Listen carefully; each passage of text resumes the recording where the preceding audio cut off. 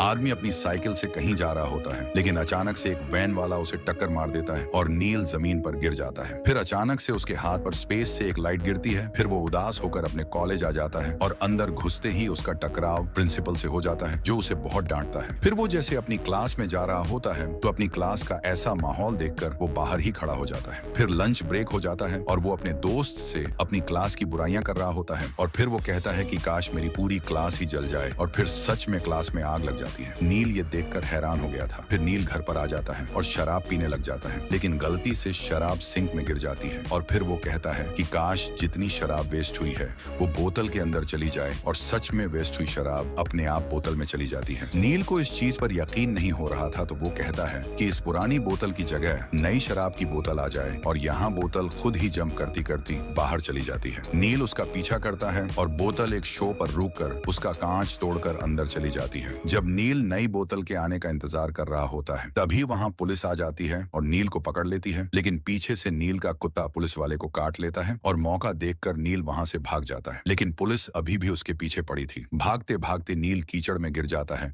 और पुलिस भी वहां पर आ जाती है। तभी वो हाथ हिलाकर बोलता है कि मैं तुरंत घर पर पहुंच जाऊं, और वो सच में पर पहुंच जाता है। नील घर पर आते ही सबसे पहले अपना मुंह साफ करता है, क्योंकि उसे लग रहा था कि ये सब कुछ उसके मुंह से हो रहा था। वो सब कुछ ठीक करना चाहता था, लेकिन घबराहट में वो बोल देता है कि सब जिंदा हो जाएं, और होता भी ऐसा ही है। सब मरे हुए लोग जिंदा हो जाते हैं और वो सब नील के घर के पास आ जाते हैं, जिससे नील बहुत डर जाता है। और फिर वो दोबारा हाथ हिलाकर बोलता है कि सब कुछ ठीक हो जाए, और वापस सब कुछ नॉर्मल हो जाता है।